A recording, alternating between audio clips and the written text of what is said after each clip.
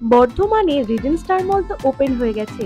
এটার actual location কোথায়, আর opening আর closing time কখন, আর মলে পাওয়াই বা কি যাচ্ছে, চলো আজকে ভিডিওতে সবকিছু ডিটেলসে দেখে নিই।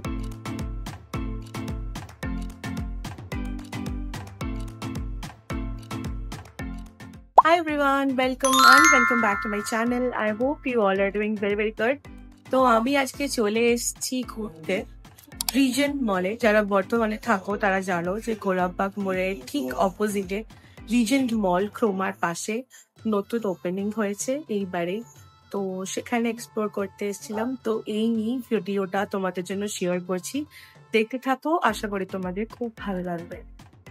বর্ধমানের গোলাপবাগ মোড়ে ঠিক অপোজিটেই রয়েছে ক্রোমা স্টোর, আর ঠিক তার পাশেই রয়েছে রিজেন্ট স্টার মল। বর্ধমানের যে কোনো প্রান্ত থেকেই টোটো বা বাস সার্ভিস কিন্তু এখানে অ্যাভেলেবেল।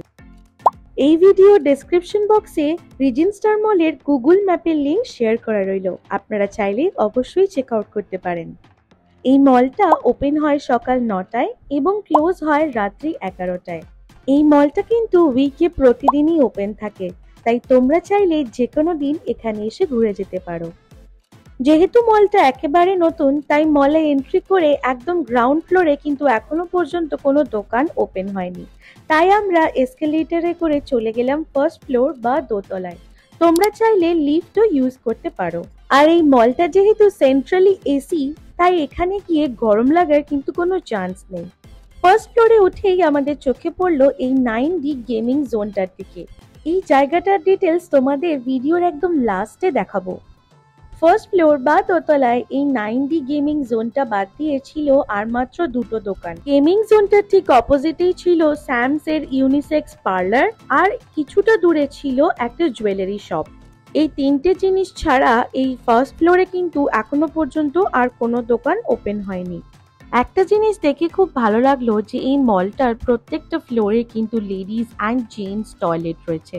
আমরা আবার এসকেলেটরে করে চলে গেলাম সেকেন্ড ফ্লোর বা 3তলায়। এই 3তলাতেও কিন্তু এখনো পর্যন্ত সেরকম কিছু দোকান ওপেন হয়নি এক্সেপ্ট এই মেকআপ স্টুডিওটা। তাই আমরা বেশি সময় নষ্ট না করে চলে গেলাম নেক্সট ফ্লোর বা থার্ড ফ্লোরে, আর এখানে কিন্তু রয়েছে ফুড কোর্ট। তোমরা যারা সন্ধেবেলায় আড্ডা বা টুকটাক ঘুরতে যেতে ভালোবাসো, তাদের জন্য কিন্তু এই ফুড কোর্টটা আমার মতে একটা আইডিয়াল জায়গা। এসকেলেটরের ঠিক সামনেই রয়েছে ফুড কোর্টের কি কি খাবারের দোকান আছে তারই কিছু স্যাম্পল পোস্টার। আর ঠিক এখান থেকেই কিন্তু সামনে রয়েছে ফুড কোর্ট।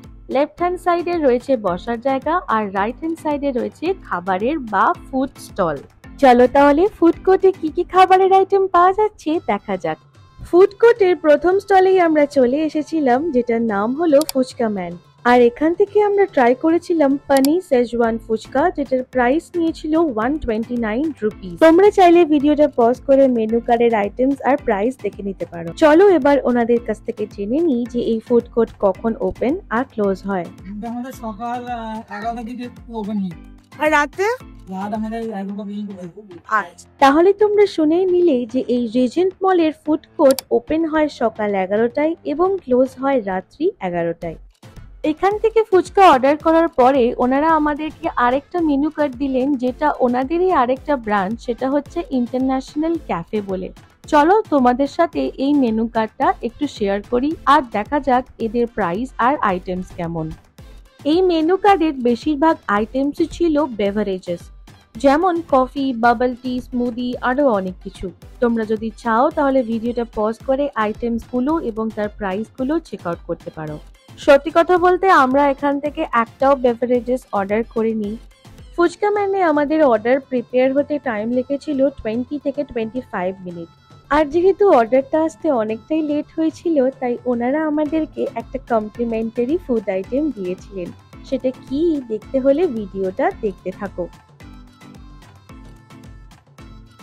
ফুড কোর্টে কিন্তু ভেজ বা নন ভেজ সবার জন্যই অনেক রকমের ভ্যারাইটি অফ অপশনস অ্যাভেলেবেল ছিল ডিফারেন্ট দোকানে।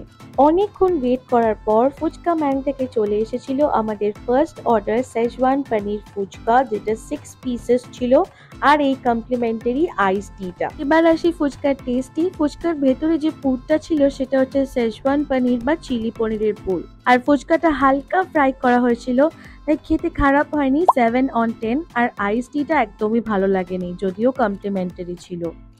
ফুচকা খাওয়ার পর আমরা চলে এলাম 1111 ক্যাফেতে। এখান থেকে আমরা ট্রাই করেছিলাম ওনাদের কর্ন চিজ স্যান্ডউইচ, যেটার প্রাইস নিয়েছিল 119 রুপিস। এই ক্যাফেতেও আরো অনেক রকমের অপশনস ছিল, লাইক ফ্রাইজ, পিৎজা, বার্গার্স, আরো অনেক কিছু।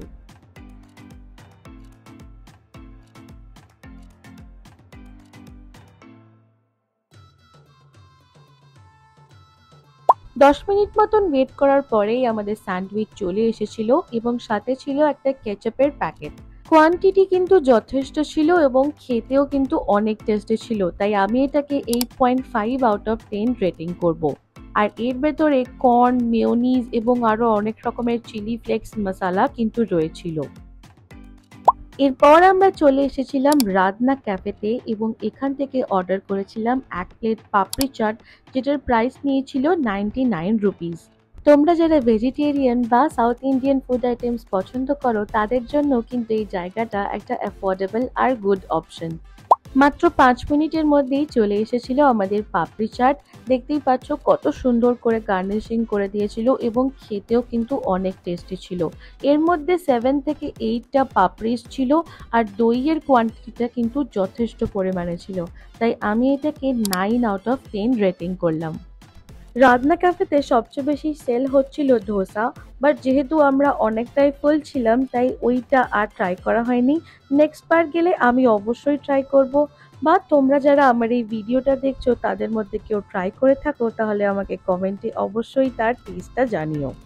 এরপর আমরা চলে এসেছিলাম আমাদের লাস্ট ফুড কাউন্টারে, সেটা হচ্ছে ডেলি সি আস। এই কাউন্টারটা থেকে আমরা ট্রাই করেছিলাম ম্যাঙ্গো মিল্কশেক, যেটার দাম নিয়েছিল 109 রুপিস।